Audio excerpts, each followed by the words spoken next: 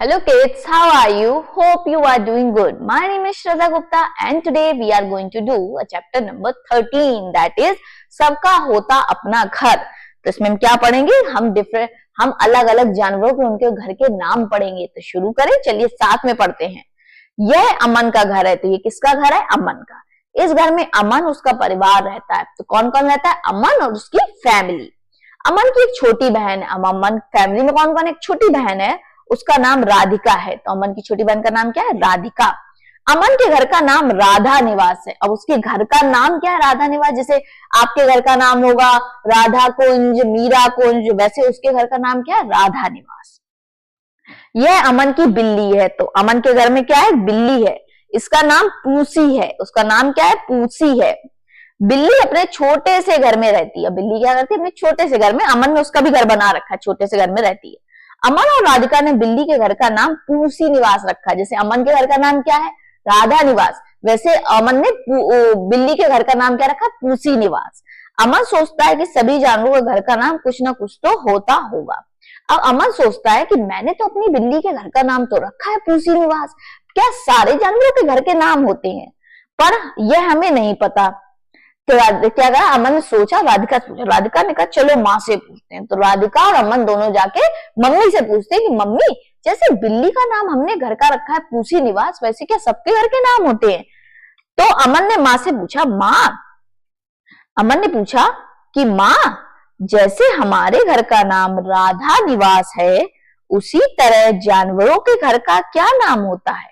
तो उसने माँ से पूछा, माँ, जैसे घर के हमारे जिस घर में रहते हैं उसका नाम राधा निवास है, बिल्ली के हमने घर का नाम पूसी निवास रखा है, वैसे सारे जानवरों के घर के नाम क्या होते हैं? तो फिर अमन की मम्मी क्या बोली? माँ ने कहा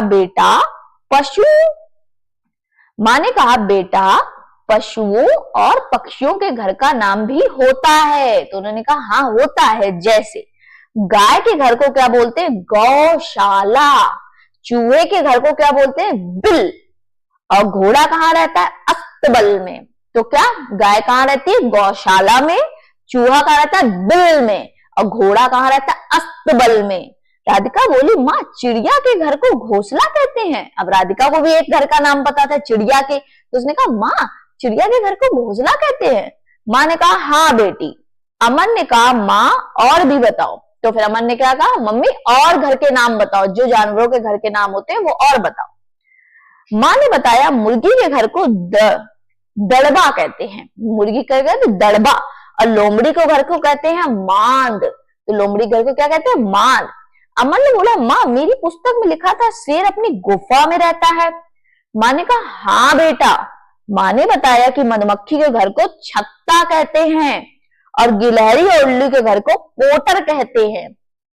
तो गिलहरी और उल्लू कहाँ रहते? कोटर में। अमन और राधिका ने कहा, माँ, आज हमने बहुत कुछ सीखा। अब कितने सारे उनको नाम पता चले कि किसके घर का नाम क्या होता, तो उन्होंने बहुत कुछ सीखा ना। कल हम अपनी कक्षा में अपने मित्रों को पशु पक्षियों के घरों के नाम बताएंगे। और उन्होंने कहा, मम्मी, हम अभी जब स्कूल जाएंगे कल जाके, तो अपनी क्लास के सारे बच्चों को नाम बताएंगे कि इसका नाम ये रहता है, इसका नाम ये रहता है, इसके घर का नाम ये रहता है, सब बताएंगे। यह जानकर सब बहुत खुश होंगे और हमें बहुत अच्छा लगेगा।